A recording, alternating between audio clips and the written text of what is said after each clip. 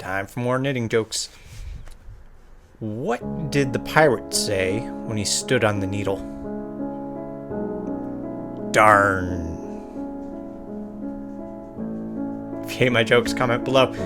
Enjoy the show. Hi everybody, welcome to my knitting channel. Today is episode 106 and this will be December's dye project. This is going to be our last monthly recurring dye project. So I also have finished items and some not so squishy mail. And then we'll be going over what I dyed this month. First, if you've been following along my health issues since August, I have all the answers now. So if you'd like to hear what's happening, I'm about to tell you. So buckle up. If you're triggered by health stuff, I'm not going to go into detail of anything gross, although I am going to tell you something to look out for, and I'm going to describe it for you a little bit, but I'm going to give you a little heads up before I do that. And I wanted to say before I get started that the reason I talk about this is because the reason I wanted to talk about this is because being a woman approaching menopause, I'm 45 years old. No one talks about this. As you know, I'm estranged from my family, and my mother didn't even talk. I was around my mother when she was going through menopause, and she never said a word about it. She never talked to me about it. She never talked to me about anything. But I learned nothing from her about that and many other things. We don't have family around here. I don't have aunts and uncles. My grandparents have all passed on. I do have in-laws that are very nice that I just don't see, especially lately because of COVID. But they do live in the area. And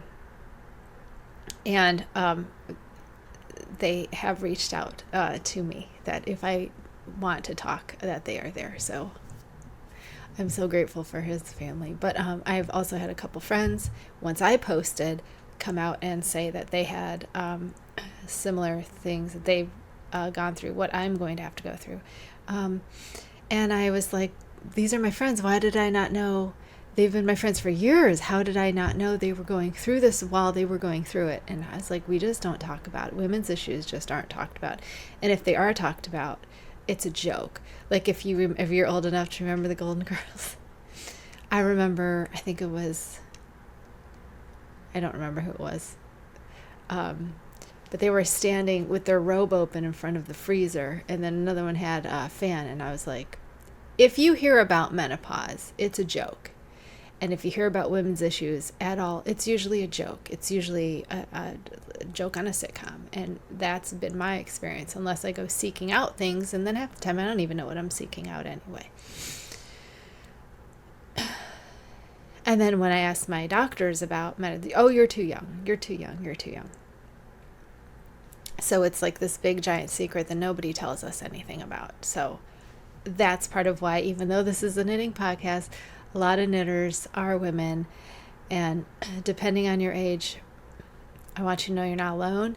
And I kind of I think it's important that we talk about health, and if we're going to be talking about activism, I think women's health is a part of activism, and not just fighting for our rights to healthcare, but actually health problems that plague us and that we should know about and learn about. So that's why I'm going to share this story with you.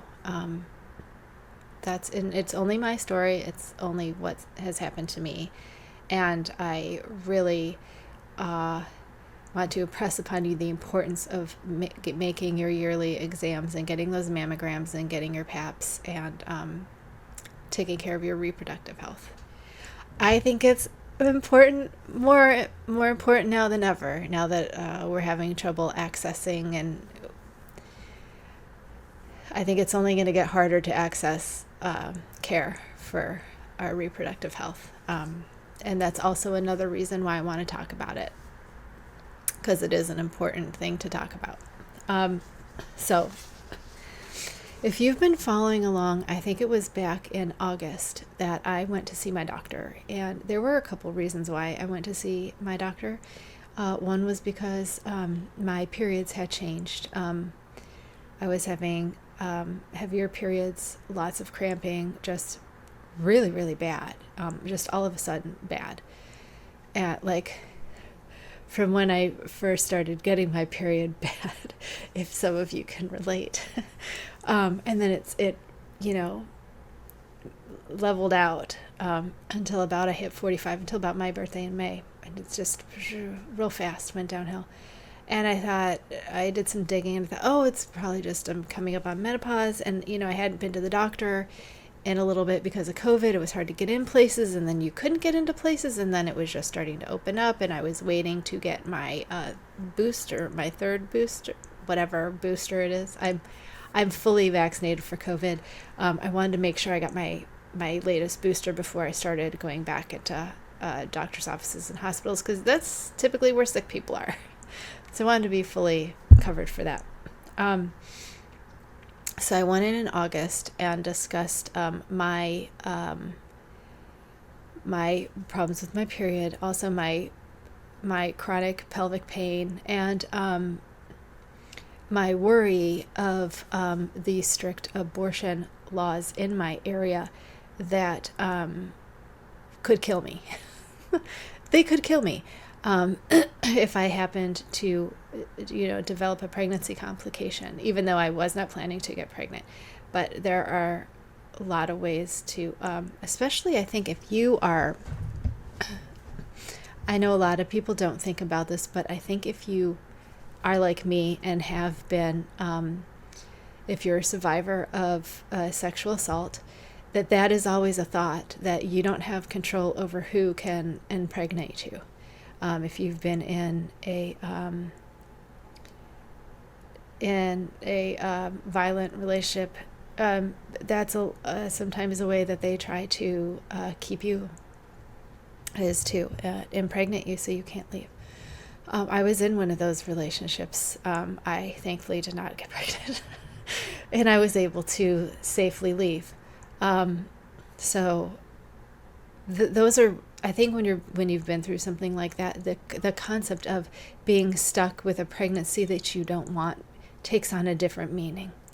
Where I could not fathom the idea of this man growing inside of me. It's a scary thing. And then being tied to him forever was terrifying. So I think if you've been through something like that, that's another thing that scares you, that might push you towards action. And so anyway, went in, and she decided to put me on the Nuva ring, which is a hormonal birth control ring that is inserted into the vagina, and it stays there. And you just go about your day normally, and it stays there. And it's you cycle on it just like pills or a patch. It stays in for 3 weeks, and then you can take it out for a withdrawal bleed, or you can leave it in and remove it when you put in your new one. Now, if you remember, my insurance wouldn't cover that at first, and then they did cover it, and then they said my copay was going to be $157. But then GoodRx, which is what my pharmacy uses, put it down to $90. So it was costing me $90 a month. I was on the ring for 3 months. And then I went back to see my doctor. And that's when I told you I was going to see my doctor. And then all hell broke loose. So I went in, what I did not tell you on the show, because I did not know what was happening to me. I went to see my doctor on a Thursday. On that Monday, I was in physical therapy for pelvic pain that she thought was my pelvic floor muscles, which now we don't think it is. So I was getting in physical therapy for my pelvic floor is too strong. So again, probably from the trauma that I experienced in my sexual assault, that was an overreaction to keeping myself safe. I don't really know. I'm in therapy for that. I've been in therapy for that for years. Still not helping. But what happened was I was going to physical therapy, and I was walking down the hallway to the room where we do the physical therapy, and I felt something strange come out of me. And I thought maybe the ring had dislodged and come out. And I said, I need to use the restroom before we do therapy. And I'm going to briefly describe what I found, because I did not know what this was. And it was a lump of jelly. It was a red lump of jelly. It was a bit bloody, and it just looked like jelly.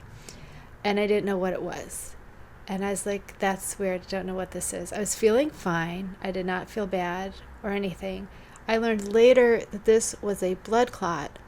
Now, it was a different blood clot than I normally get during my regular menstrual cycle. When I'm heavy bleeding, I do get blood clots. It did not look like this. This is not what those look like. So I was very confused what this was. So then it happened again. And it just kept happening. I think I had like a dozen in one day. They just kept falling out of me, and it was weird because the feeling was like something trying to escape out of my vagina. Like it was pushing it open and then dropping out. It was so weird. And I was worried, but I wasn't scared. I was like, this is probably concerning. But then I was going to see her on Thursday anyway, so I didn't feel like there was a problem. Also, throughout this time, I had been bleeding for 8 weeks. And I didn't call, the doctor asked me why I didn't call her, and I was like, because when I call doctors for things, they act like I'm overreacting. So it's a hard place to be, because I don't want to call my doctor and then be like, oh, you're overreacting. And she was like, you should have called us. And I was like, oh, okay. I didn't know I should have called, because, bleeding is a side effect of being on hormonal birth controls, especially for the first few months that you're on it. So I thought everything was fine. It was annoying, but I thought everything was fine. So she was like, you're going to need to take that ring out, like, today. And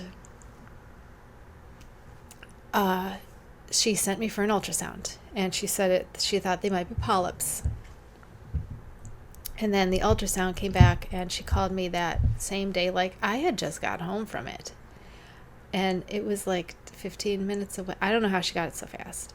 But then I found out later she was going to be out of the office, and they said, you need to schedule an MRI. We're putting it in the system right now. Go get an MRI. Call this number, schedule an MRI right away. And I said, okay. So, I went and I had to wait a week. I was still having some clots, which now were scary. Those were scary now that I was having clots. I think they stopped about a week after I had taken the ring out. And all this time I'm trying not to panic. So in the ultrasound, they had found some fluid. She said there were no polyps, but they found some free-floating fluid. So they didn't know where it was. She said they couldn't tell where it was, and that's why I needed the MRI. So get the MRI, which I already told you was terrible. So my results of the MRI were, I didn't bring notes, and there's quite a few things. Number one, the free-flowing fluid they found ended up being a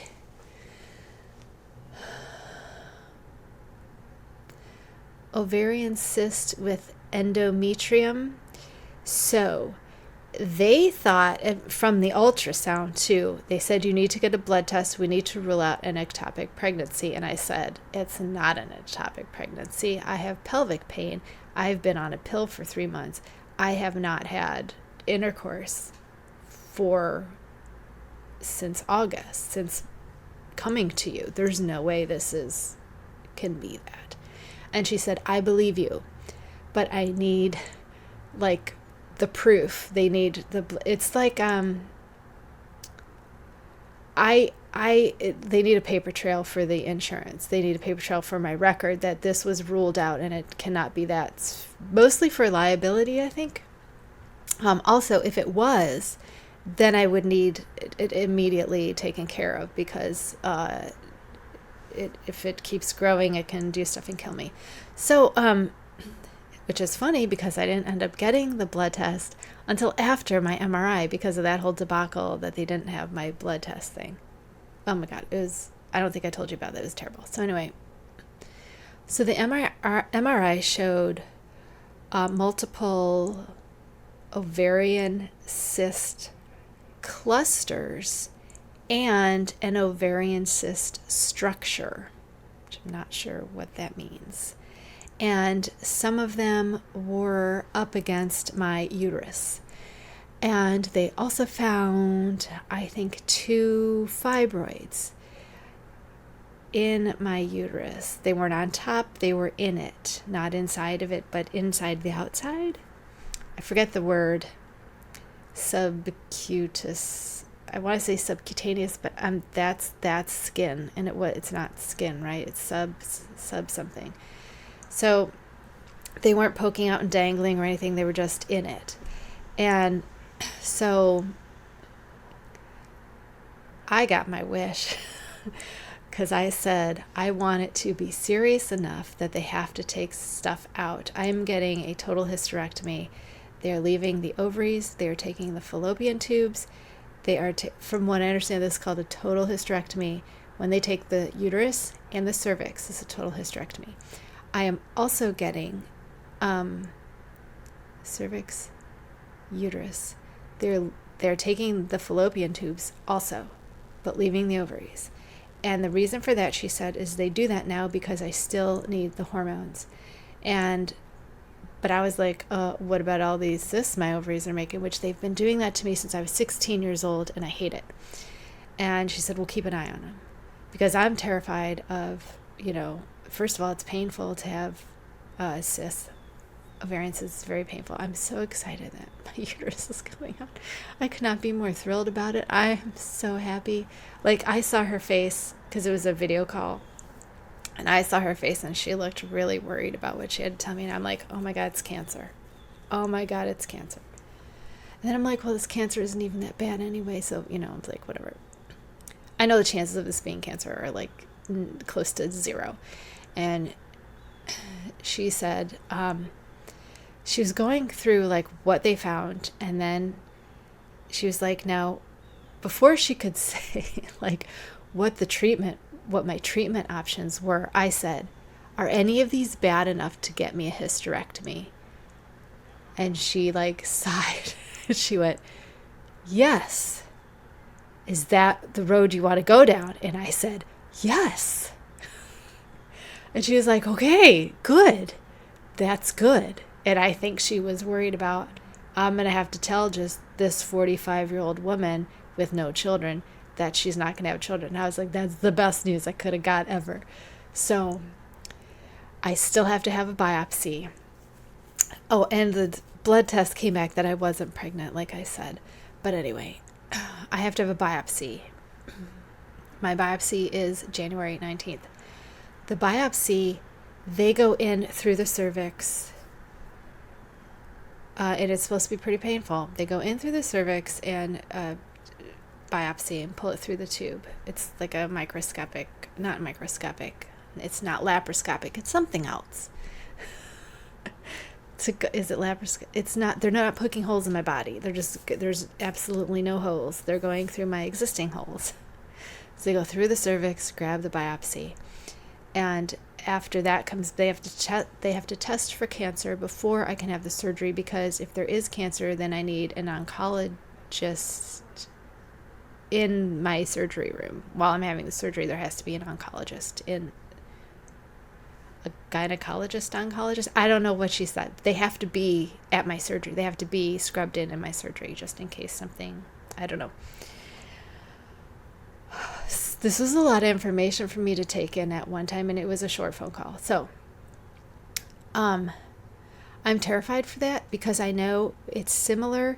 That the biopsy is similar to how they place IUDs. And if you know anything about IUDs, they are done without any type of pain management. There's no pain, there's no painkillers given, there's nothing given to you for pain. And some women are able to have the IUDs implanted and extracted with no pain. Other women, it's very, very painful. And I'm assuming, because I already have pelvic pain 24/7, that this is going to be very painful for me because my regular PAPs are very painful to me. So I'm worried about how painful this is going to be. So that's being done January 19th. I'm very scared for that. I'm very, very scared for that. My actual hysterectomy will be done laparoscopically, and she said she was hoping they could go in through the cervix like they were going to do for this, but they can't because of all my cysts. They have to make sure they get all the cysts and everything, and she wants to get a good look at the ovaries and make sure they're okay. I told her if they look bad, take them out. I don't care. I don't care. I really don't. I'm sorry. I'm in a lot of pain today. I don't care. Take them out. If they look bad, if they look like they're going to give me some cancer, take them out. If they look wrong, take them out. She also said she's going to poke around a little bit and see if there's any endometriosis, because that has been a worry of mine for a long time. And if there is, they want to get that before, while they're there. She wants to get out as much as she can. So I've been wondering about the endometriosis for a long time, but I was too afraid to just take a chance on doing a laparoscopic surgery for potentially no reason. So that's what's happening. I'm okay with all of it. The only thing that's making me angry is there's no pain management for this biopsy, and also they're not addressing my pain right now. So I have like 70 something days before my surgery that I am going to still be in pain, which bothers me that there's no pain. I have some genetic problems where I cannot take certain medications, and Advil and Aleve are two of those medications I cannot take. There are two non-opioid painkillers I could take, but they are not over the counter. So I have no access to any type of pain medication. I do, however, what's the word I'm looking for? I do qualify for my state's medical marijuana program, which I've been in before. It did not help the pain that I went in for, which was this pain. I was hoping it would take care of this pain. The problem was, it was so new because it was right when it started that nobody knew what they were talking about. And then COVID started, and so you couldn't get in to talk to anybody about anything.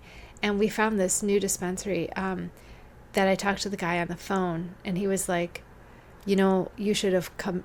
He's like, I would love when things calm down for you to come in and we could talk about what I could do for you, and I could, go over your different options. So that is something I'm still thinking about right now because it treats fibromyalgia, which I'm still going to have after this. But I am worried about how that might interfere with my surgery with the anesthesia, which is why I'm not sure I want to do that right this second, because I know there hasn't been enough not testing, experimenting, or any type of researching. That's the word I'm looking for. There's been no sort of researching that I know of mixing the two together yet, because it's still illegal in some places. But that's always an option for me. So I think I have you caught up on everything. I hope the describing the blood clots was not too disgusting. I actually, I had one at the house, and I made my husband look at it because it was the day before we were going to the doctor. And I'm like, I need you to be a witness that this happened. And he's like, okay. Like, he's so cool. He's like, whatever. He's like, okay. And I'm like, because I need you to witness that this happened. So they're not, well, I don't know what you're talking about. Or because doctors love to tell me. That doesn't sound like, when I went to the stomach guy, that doesn't sound like a gastro issue to me. Have you tried your gynecologist? And then the gynecologist, well, there's nothing wrong with you. So have you tried a gastroenterologist? So it was back and forth between everybody, and everybody going, have you done, well, have you checked this? Have you checked? Because there's a lot of stuff in your abdomen. And now there's going to be one less thing for them to blame if this doesn't get rid of the pain. But I'm really hoping it was. And all of my friends said that their pain got so much better. And I'm telling you, if it just gets rid of my terrible periods, then it's worth it for me. It's worth it for me to not have like 5 more years of terrible periods. So that's what's going on. I'm okay. I'm a little nervous for the surgery, and I know as I get closer to the surgery, I'm going to get more nervous because of my PTSD of being in a hospital environment. Because I have to actually go to a hospital that I've been in one time for stomach testing. It's like a real hospital. It's not like an ER with some doctor's offices, which is what like my MRI. It's an actual hospital. I'm assuming they have a surgical wing. I'm assuming, maybe, I don't know. They have an ER, so they have to have something. But they do all imaging. There's labs. There is my physical therapy is at the hospital, but it's like a hospital. But then there's doctor's offices off of the hospital. So that's where I went for. Well, not for my ultrasound. I went to a closer place for my ultrasound. So it's farther away. And we don't know what we're going to do with the dogs for the day that I'm in surgery. If we're going to need someone to come here, or if I can drop Lola off somewhere, then someone can take care of the big, or he'll just have to come back and forth, which is going to leave me alone in the hospital, which I don't like. So I don't know how to manage that with the dogs, but we'll figure that out because we have like 70 something days. Okay, so I've gone through 27 minutes now of this, so I just wanted to get you all up to date. I don't know how this is going to interfere with the show going forward.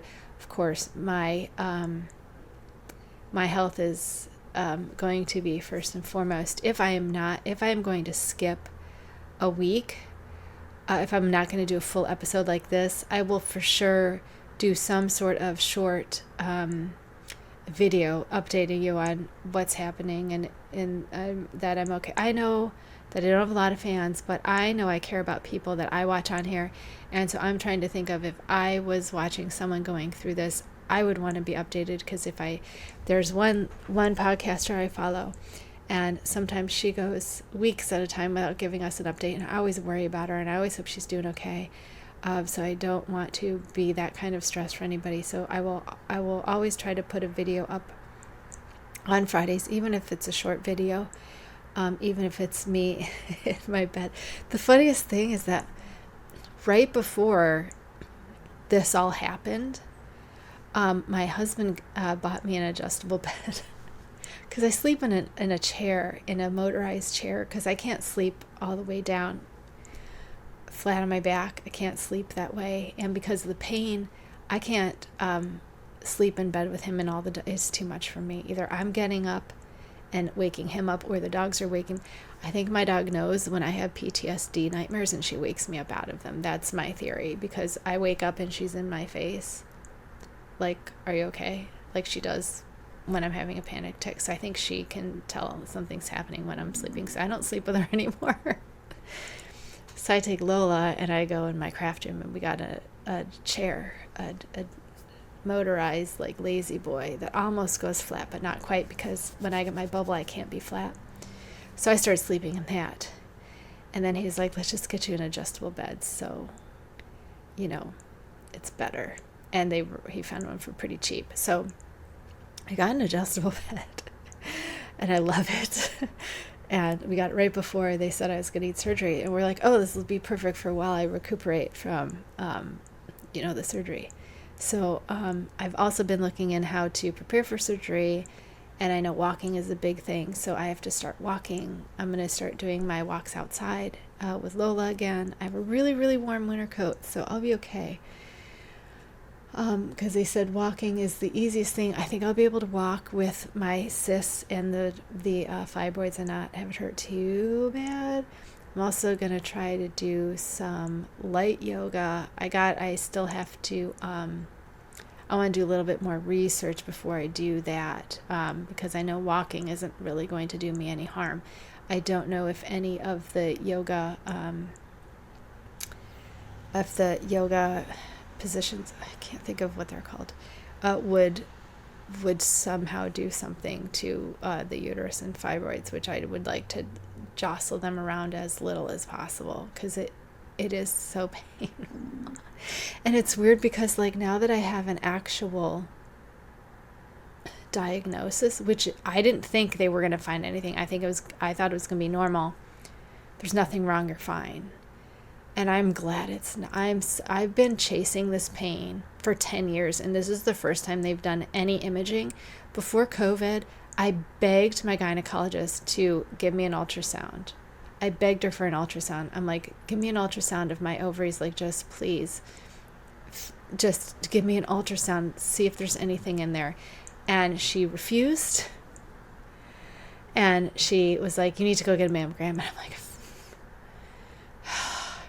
because I hate getting mammograms because of my fibrocystic breasts. They're dense, and then I have to get a mammogram, and then I have to go get an ultrasound after the mammogram. And I'm like, I'll go get the mammogram if you give me an ultrasound. And she still wouldn't do it. So I didn't go back to her, so I haven't even been, and now I won't have to go. So who do you go to for mammograms if you don't have to go to the gynecologist for your pap anymore? Because I'm not going to need a pap. I don't know. I got to ask my doctor that. Anyway, should get into the show. I have 30 minutes on this. So anyway, I hope that was helpful. I hope that you learned something that might help you down the line. Or if you've been down here, if you have anything that could help me, if you have any, feel free, if you go to my website that's down below, and you can email me, because I don't expect you to post that below unless you want to share with other women looking, then feel free. But if you want to be private about it, you can reach out to me on Instagram or email if you want. I would love to hear any advice you have. I'm real scared. So if you've been through this and you have anything that could help me, put me at ease, any tips for anything that helps you while you were recuperating. It's laparoscopic, so they said it's 4 to 6 weeks. Then I can go back to normal stuff, and that I shouldn't have too much pain or anything. It's just to take it easy while I'm healing. And then I read to do walking every day. So if you have anything to share with me, please, please, please, I'd love to hear it. I'm so scared, and I don't have many people to ask questions about. And my friends that had it, I'm probably going to try to ask them, because if they've had it more recently, to where the technology is going to be the same as mine. I think my one friend did have it laparoscopically. I think my other friend did too. I'm going to ask them if they did and what they'll tell me about their stuff. But if you have any, I would love to hear it. Absolutely. So I hope that will be helpful. Maybe I'm going to try not to cut out any of that, even though we're at 34 minutes. Maybe I'll put a thing in that you can skip if you didn't want to hear any about this. So let's start the show, because there's lots to do. I am not wearing any knits today. I'm sorry, but I am in as loose fitting clothing as I can be in, because my pain is really, really bad today. So I do apologize for not having anything to show you that I'm wearing. Okay, start with whips. I have one whip. 0 whip, because I'm taking it easy, guys. I am taking it easy from here on out. This is my worsted knit top in our last Bull of the Andes. I think this is our last one. Solstice Heather. I like this color a lot, you guys. It's like, as it's working up, It's like blue and then heathered with like purples and some reddish. I don't know if you can see it. Probably not. Probably not, because it's going to be too blown out. But it's so pretty. The darker purple gives it like a blue, and then like a midnighty, like a navy blue almost. It's just so pretty, and I'm not a blue person, and I really like this. So we're almost done. I'm almost done. Where's our second ball? We're almost done. This was taking me forever because the other one took me forever because I'm just not working very fast. I'm just not. I'm like, I lay down when I need to. I'm sleeping when I need to. I'm just being very gentle to myself right now. So I'm sorry. I don't have a lot to show you. I do have a finished item, which is our other Wool of the Andes worsted knit top. This is in cobblestone heather, which is a gorgeous, gorgeous dark gray. I love this color. It might be my favorite of all the heathered grays. I have more of them, but I don't know where they are. I did not get them for this episode. This has been blocked. I have not tried it on. Like I said, I've been wearing this oversized these are men's and they're mediums. And then my robe, because I can't, like, even the belt on my robe is killing me, so I don't even tie it half the time. And then I have fat pants. I got my Gotham fuzzy fleece pants that I think are a large. So this is finished. This is what we were working on last week. I just love this heathered. It's a lot like my shirt. I just love this. I love this color. It's so nice. Okay. Yeah, that's Wool of the Andes, cobblestone heather. For my size, which is, I go between a 32C and a 34C, depending on how bloated I am. I wonder if that's going to change. If I guess stop bloating. This fits both sizes, and I use 3 skeins, so I use 150 yards. So that might give you an idea of your size and how much. But if you have extra, you can make a crop top. So for our not so squishy mail, I wanted to show you the electric eel wheel Nano 2 is out. So I will link below in case you want one, because I know I was a Kickstarter backer, so I got mine first, but now he has them in the shop. So if you want one, I would get one. These ones are smaller than the Nano, which I showed you the Nano before. It comes in, the colors this time are turquoise, green, and gray for the whatchamacallits, bobbins. And then the Nano itself is black. It's so cute. It's so much smaller than the other one. So my plan was to spin on the little one and then ply on the big one. And it has these cute little suction cups here, and I'm dying. I'm dying over the suction cups. I have not even tried this yet. I have not even turned it on. And again, it's got the magnet for the hooker threader thing. I forget what they call this. The orifice. It's just like the other one, only it's smaller. So this is the most affordable e-spinner I've seen. I'm trying to think of how much this was, because I don't remember. I backed it, and then I pulled the thing. And it comes with usually a pedal. Oh, this is a hand switch. Looks like just a flipper switch. I like these better. I don't like having the foot pedal. I think it's because I didn't learn on a pedal wheel, so it is foreign to bring my foot into it. So it's just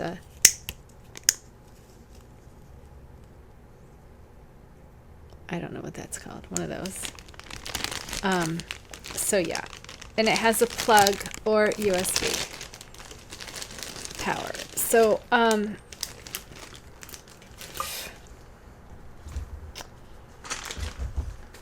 haven't even gone through to see what's all, and it comes with extra bands and stuff. It comes with your, a manual. I bought them because they were the cheapest ones that you could. I know that wood ones. Why can't I talk to? I'm getting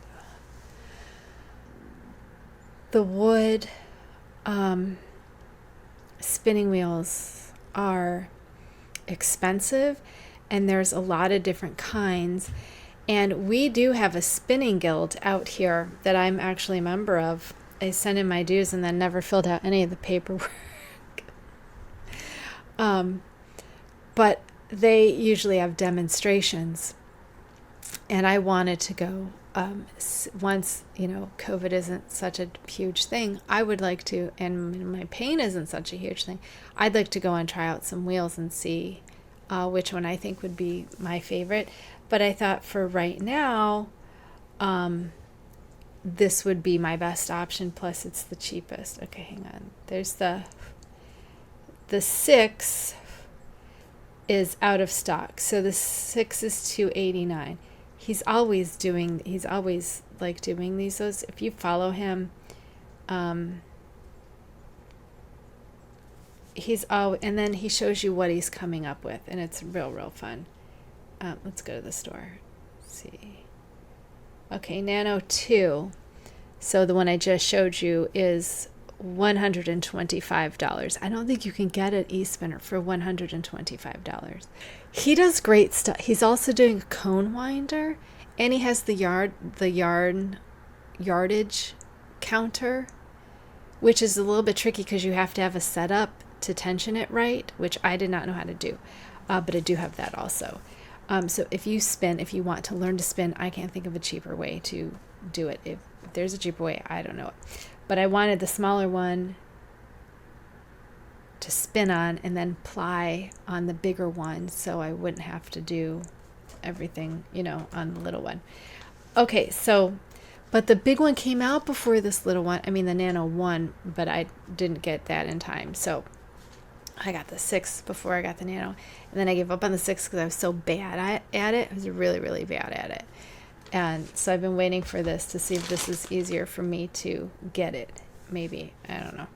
But I really do want to spin. And I'm kind of hoping that this year, now that I'm not going to be knitting so much, maybe I'll learn to spin. Maybe, maybe while I'm sitting here in pain, I'll do some spinning. I'll try to do some spinning. Okay, so I wanted to tell you that our path to 48, we added on the worsted knit top. So number 5, that was number 4. So number 5 is the worsted weight top, the blue one I'm doing right now. And then 6 is the Abrazo, the second Abrazo, which is our dye project, 2-day. So then I still only have 2. One of the ones I'm thinking of doing is this called Sleeping Kitten by Maria Nicolina. And it is I'm trying to find the picture I liked the best. It is a amigurumi knit sleeping kitten that is a very, very small. No, it doesn't have the picture I like. I already bought this pattern. I saw it somewhere. I don't know where I saw it. I saw it somewhere. And I was like, okay, they're little sleeping kitty cats. They're getting blown out. They're all white, so I can't really find one. I wanted to show you an orange one. It does require some needle sculpting to sculpt the face. And it's knit in one piece from the nose down to the tail. And then the arms and legs, I think, are knit flat and then attached. And then you embroider. I wish I had her ad because it's got such cuter stuff on it. But I put the Ravelry one in my library so I would know that I had it. So they're showing the needle the needle sculpting of how to needle sculpt it into the face. I mean, these are so tiny. They're so cute. And I think these would sell real well, or not sell, but for, the TNR groups I work with, they do fundraisers and stuff. And I thought I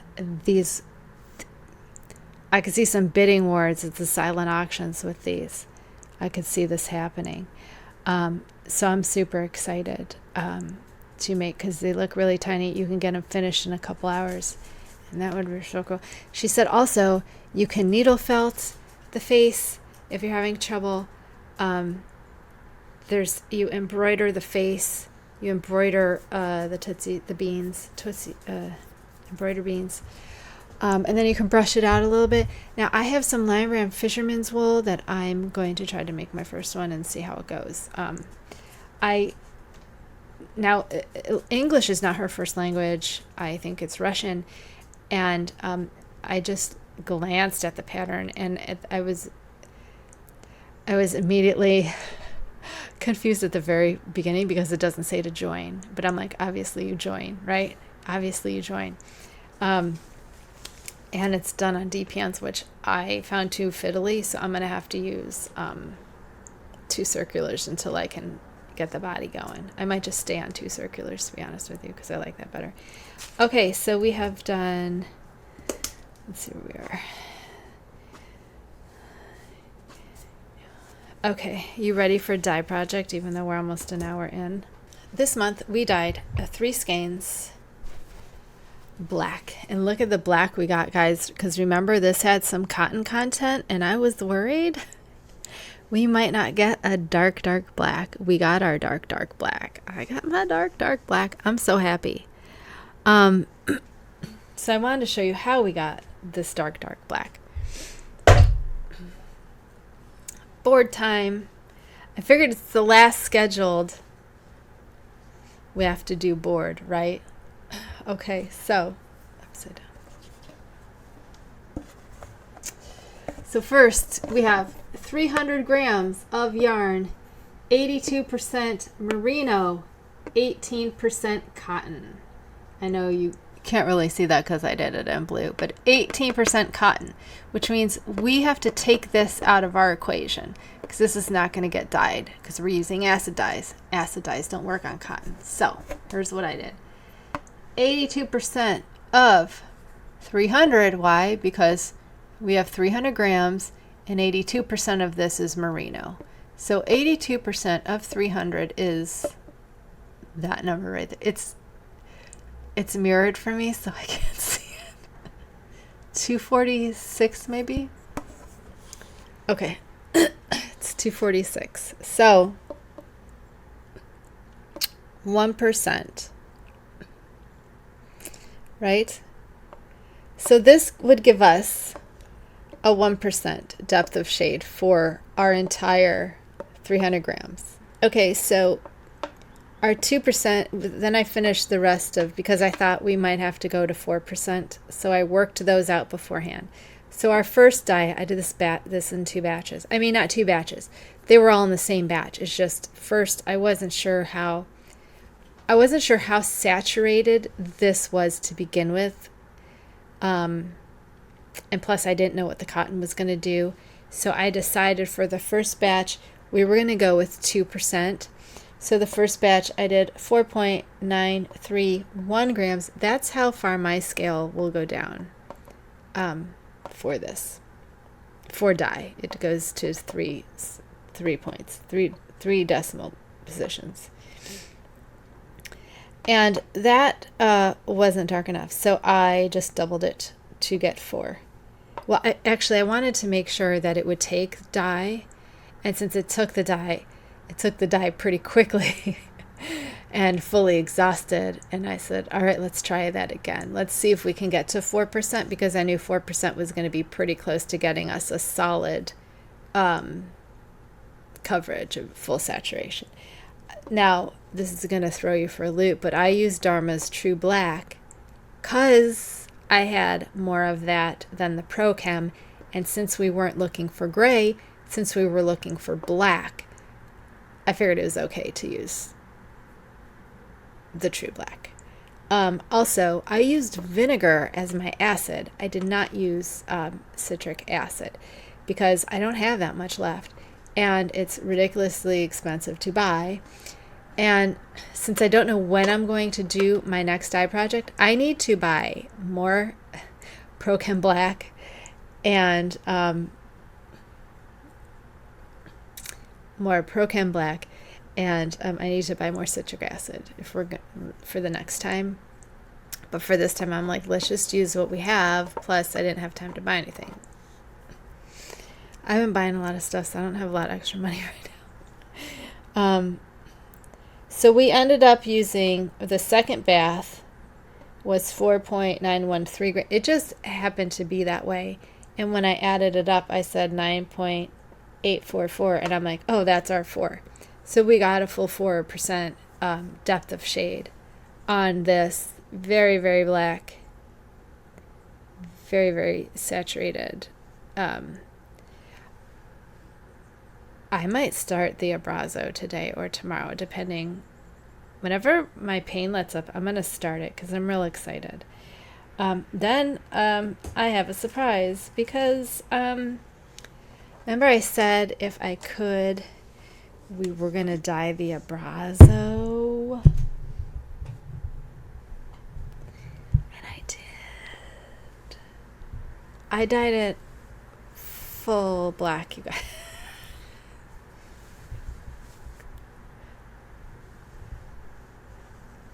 Can you see the little bit of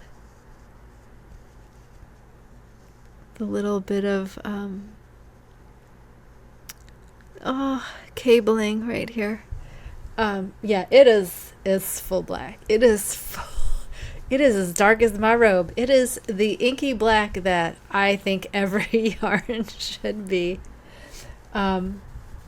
It came out great. It's not, it doesn't feel felted or anything. It's really, I'm surprised that there's no resists anywhere in this, because I thought for sure with the cabling we were going to get some resist, but I think it really wanted it. It really wanted it to drink up all that black yarn. So I was talking to, well, let's get through this and then I'll tell you what that was. So here's what we did the Abrazo. Pretty similar to how we did that yarn. I did the yarn first. So I just guessed this was 200 grams. I figured if it didn't cover, I could throw in another like 2.5 or 5.0. 0.25. 0.2. What did I do? 6. I figured if that didn't work, I could do another 50 and it would cover it. Because I didn't want to weigh this. I don't know why I didn't weigh it. I just didn't. So I guessed it had about 200. And again, 85% merino, 18% cotton. So we're doing 82% of 200 is 164. 100% would be 200. Okay. So 1% gives us 164. 4% gives us 656. I went immediately to 4. I wasn't even going to bother because I was like, if the yarn needed 4, this should be 4. I just wasn't sure if this number was going to get us 4 because I didn't want to weigh this stuff beforehand. Cause I guess I was lazy. I'm not quite sure. I think I was just in pain and didn't care. Again, we used Dharma's True Black and vinegar. I don't know how much vinegar. I used like a cup of vinegar in my big chafing dish. That takes like, did I say how many? I did try to measure one time how many cups it took. Oh, 20 cups of water. Okay. So my chafing dish, hotel pan in a steamer thing, it's actually a cooker, not a steamer, holds 20 cups of water. I think I'm not sure if that's before or after the the yarn has been added in, but 20 cups of water. Okay, so I put about 1 cup of, I put 8 tablespoons and then whatever was left in a little cup. So I think it might have been around a cup. I don't know. How many are 8 tablespoons? I don't know. So anyway, I wanted to show you this too real quick. The Brianna's reunion capelet that we dyed last month. Again, black, black, black. Little bit of more, like I said, we could have done it a little darker. I still could, but I'm not bothered by it.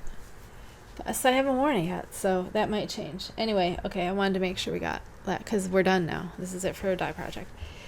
One of the reasons I went ahead and did this black is because I hated that color. You guys, I hated that color so much. Just hated it. Just absolutely hated it. I hated it. It didn't look good with any of my black stuff, and I was like, I'm not going to be happy until I dye it black. And it seemed too much to try to go. I did put a 1 gram in and try to go gray, and it was not happening. And I was worried that the yarn wasn't going to take up anything at all. But then the yarn took it up, and I was like, I'm done experimenting. We're just going to throw this in at 4% and do it. And then my husband had the great idea because I said, what do? I really want to dye this black, but then I'll have 2 of the same vests. I'll have 2 of the same. And he said, why don't you change the cables?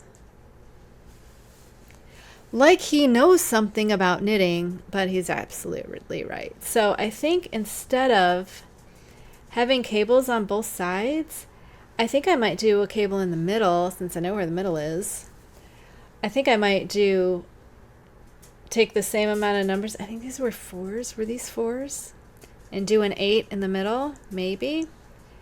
I think it's an 8.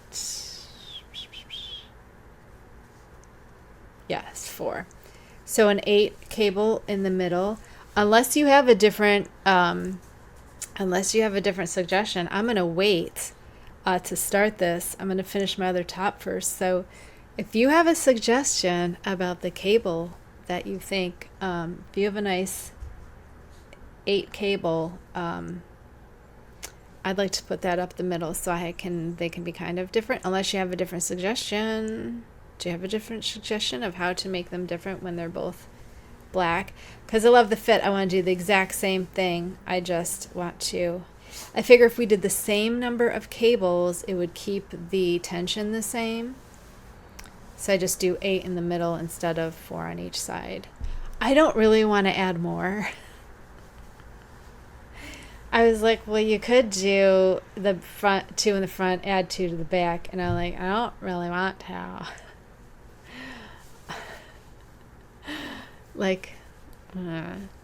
So that's what I'm thinking. We'll change the cable, but I love this even more than I did before. I love it more now.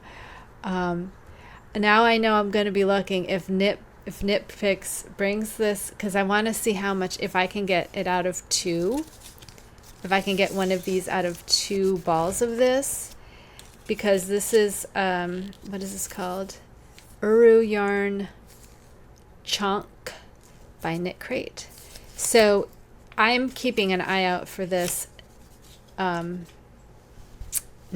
If they have, I'm keeping an eye out for more chunk. And then, because I love these. And maybe if they have a nice purple, or if they have a nice light color, I could overdye. That would be cool too. Okay, so I think that's it. I know I've kept you guys here for a long time, and I'm real sorry. I got my new dog planner, and then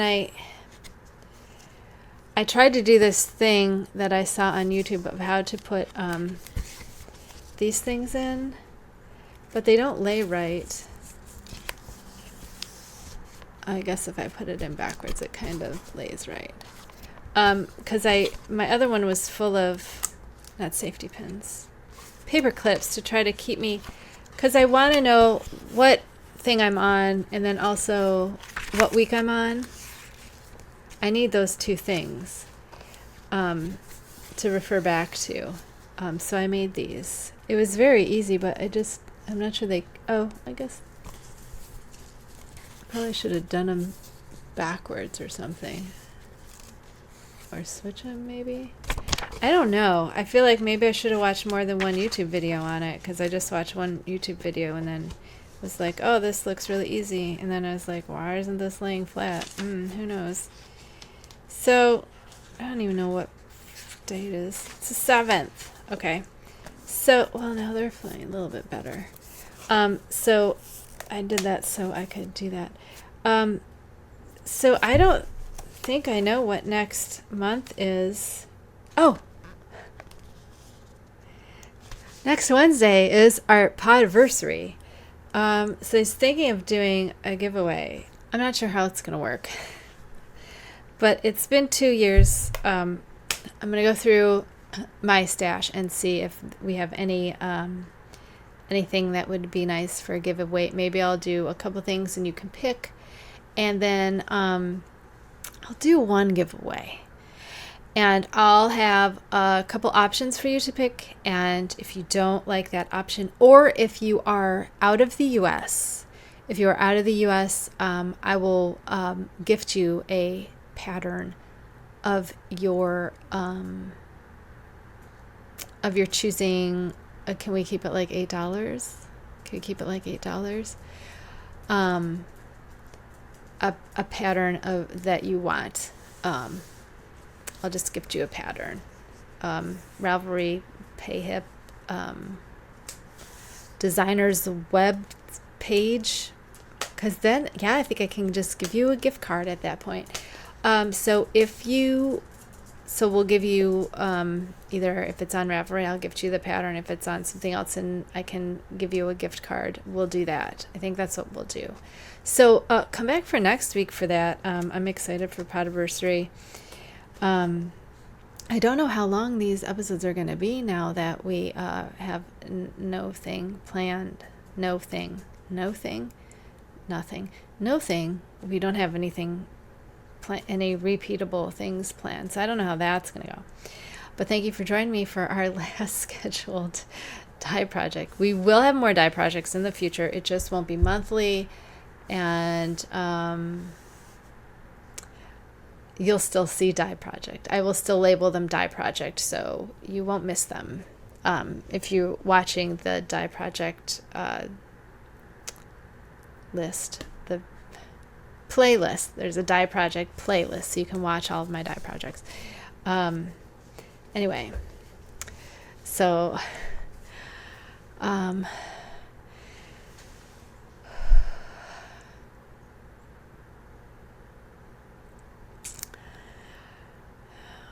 I just hope come April that this is all done and my life is different.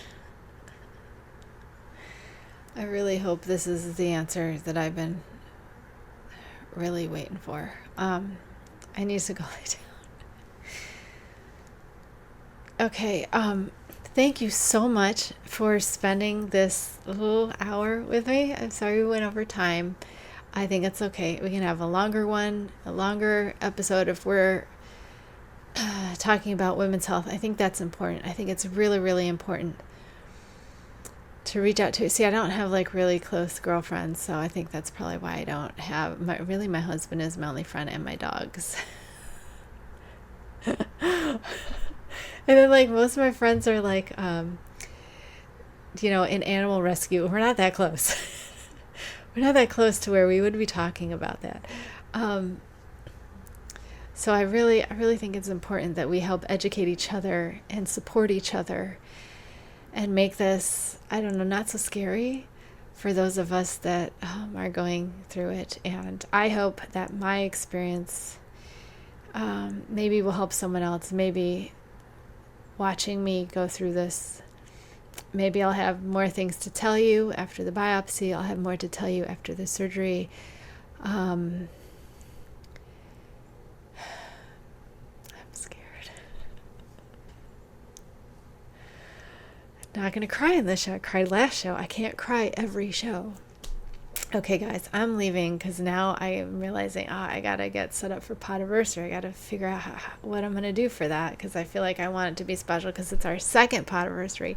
And the first Podiversary was like nothing because I had like no subscribers and nothing. So I want to do something for second Podiversary. So I'm gonna have to come up with some things. Okay, so come back next week for that. Take care of yourselves. I'll see you later. Bye.